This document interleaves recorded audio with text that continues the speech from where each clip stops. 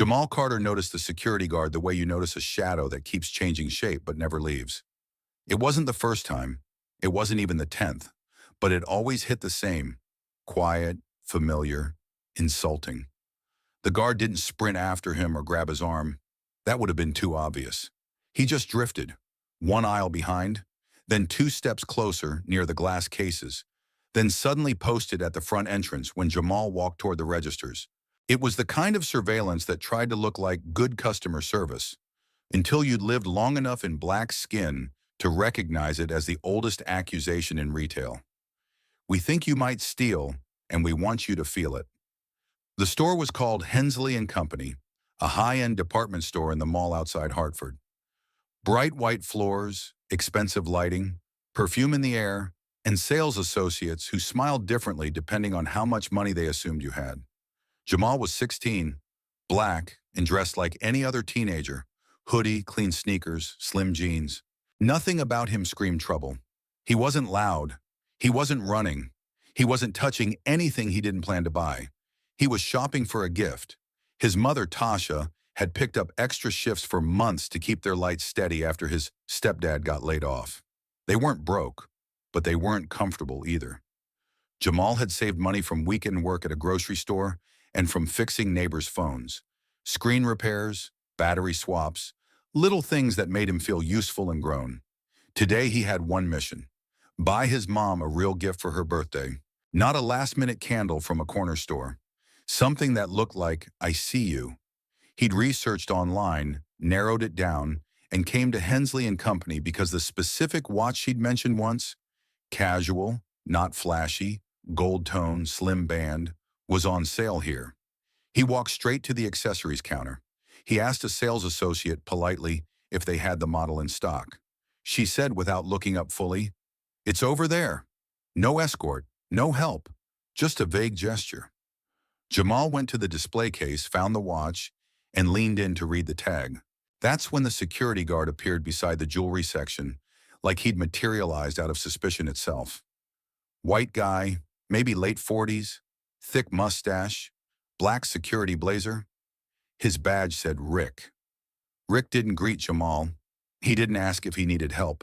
He just stood there too close, eyes scanning Jamal's hands. Jamal kept reading the tag. Rick shifted, closer. Jamal stepped slightly to the side. Rick mirrored him. Jamal's stomach tightened. He could feel his heartbeat move up his throat. Not because he was guilty, because he knew how quickly this could become a scene, and he knew who the scene would blame. He walked away from the case and toward another aisle, pretending to browse. Rick followed. Jamal glanced back once. Rick didn't pretend he wasn't. He met Jamal's eyes with the flat look of a man who believed his suspicion was a duty. Jamal stopped, took a breath, and walked back to the counter. If he bought it fast, maybe this could end without humiliation. He waited in line behind a white woman holding a designer bag. Rick posted himself near the counter, arms crossed, watching Jamal like he was the item being priced. When it was Jamal's turn, he said to the associate, "I want the Alara Slim Band watch, the gold tone one." The associate looked at him, then at Rick, then back at Jamal. "Do you have a card?" she asked, tone sharper than necessary. "Yes," Jamal said, pulling out a debit card. She eyed it like it might be fake. Rick stepped closer. "Make sure he doesn't pocket anything," he said under his breath. Not quiet enough. The woman behind Jamal in line heard it and made a small sound. Half laugh, half discomfort. Jamal felt his face go hot. He said low and steady, "I haven't touched anything." Rick didn't respond. He just stared. The associate unlocked the case, pulled out the watch, and set it on the counter without offering Jamal the courtesy of holding it like something delicate. She rang it up. Jamal tapped his card. Approved. The printer spat out the receipt. The associate slid the bag toward him without a smile.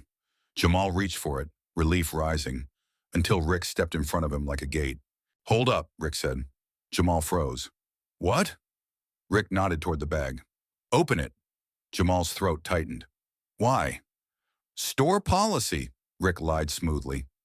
Jamal glanced around. People were watching now. A couple near the fragrance section slowed down. A man in a suit paused with a tie draped over his arm. Jamal could feel the spotlight of public suspicion burning his skin. "I paid," Jamal said, voice shaking slightly despite his effort. "You saw me pay." Rick's expression didn't soften. "Open it." Jamal felt anger flare hard, then he forced it down. Anger would become aggressive.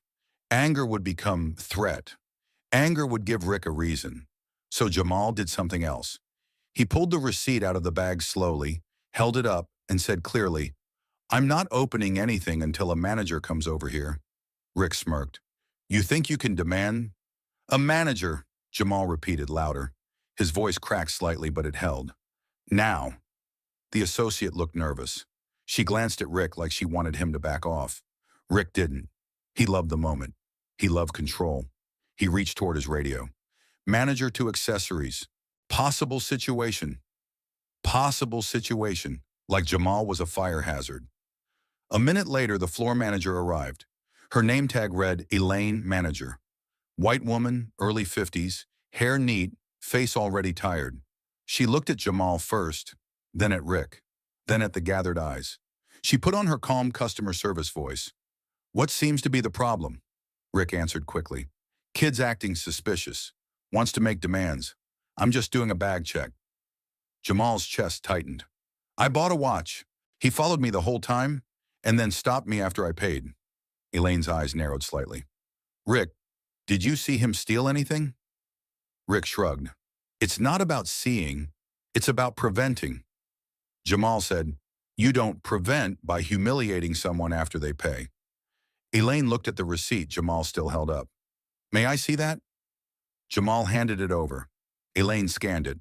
Her eyes flicked to the timestamp, then to the item. Then she looked at Jamal again, and something shifted in her expression, like recognition arriving late. "Carter," she read because Jamal's name was on the receipt. Jamal Carter. Her posture changed slightly. "Your last name is Carter?" Jamal blinked. "Yes." Elaine's face went still. Not shocked, not scared, just suddenly careful. Rick scoffed. "So what?" Elaine ignored him. She looked at Jamal and asked, "Are you related to Dr. Raymond Carter?" Jamal's stomach dropped. "That's my grandfather." The air around the counter changed. Elaine's mouth parted slightly. "Oh." Because Dr. Raymond Carter wasn't just a name. In Hartford, he was a legacy. One of the first black surgeons at St. Eliza Medical Center. A man whose donations funded scholarships and whose portrait hung in a hospital corridor. A man the city loved to celebrate in Black History Month brochures while still following his grandson in department stores. Elaine handed the receipt back slowly. "Jamal, I'm sorry." Rick's smirk faltered. "Wait, what?" Elaine's voice sharpened. "Rick, step back." Rick blinked. "I'm doing my job." Elaine turned on him. "No, you're profiling a paying customer, and you're doing it loudly." Rick bristled. "He looks suspicious." Elaine's eyes narrowed. "Because he's 16 and black?" Rick's jaw clenched. "I didn't say that," Elaine replied. "You didn't have to." The people watching went quiet in that particular way crowds get when a situation flips, and they realized they were about to witness something ugly. Elaine looked at Jamal again. Her tone softened. "You're buying a gift for your mom?" Jamal swallowed hard. "Yes." Elaine nodded once, like she suddenly needed to behave like a human again. "Okay, you're free to go. And I'm truly sorry this happened." Jamal's hands were shaking now, but he kept his voice steady. "Sorry doesn't erase it." Elaine winced. "You're right," Rick muttered. "Unbelievable," under his breath. Elaine snapped, "Rick, office, now." Rick's head jerked. "What? For doing—" Elaine cut him off. "Now." Rick stormed away angry, because people like him hate being corrected most when they were wrong for the right reasons. Jamal stood there holding the bag like it weighed more than a watch. Elaine looked around at the associates. "Everyone back to work," she said, voice tight. Then she turned back to Jamal. "If you'd like, I can comp gift wrapping." Jamal almost laughed at the absurdity. "No," he said. "I want you to remember this the next time you don't recognize a last name." Elaine's eyes softened, and for a moment she looked genuinely ashamed. "I will." Jamal walked out of the store. The mall corridor felt louder than before. His heart was still hammering. He sat on a bench near a fountain for a moment and stared at the bag in his hands, trying to calm his breathing. He felt two things at once: pride that he didn't shrink, and sickness that he had to fight for normal treatment.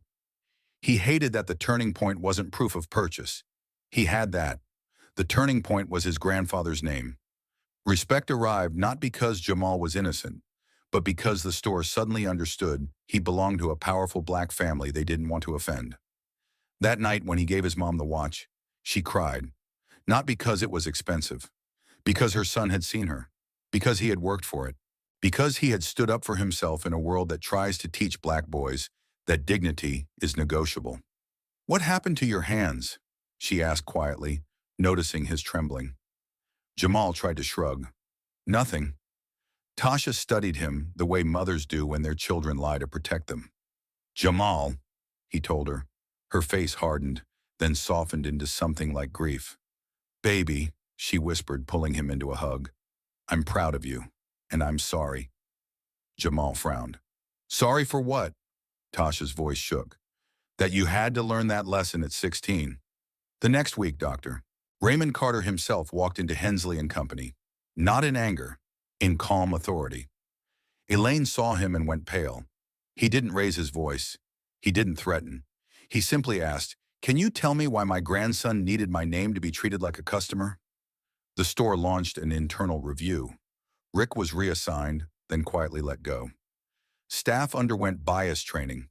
A corporate email went out about inclusive service. Most of it was PR.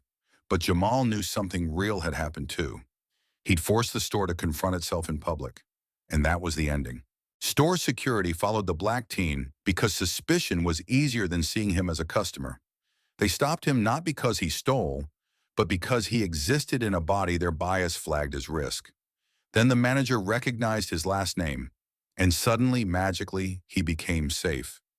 Not because he changed, because the store's fear changed direction. The truth Jamal carried out of that store wasn't just that he had a famous grandfather. It was that dignity shouldn't depend on pedigree, and he was done letting anyone treat it like it did.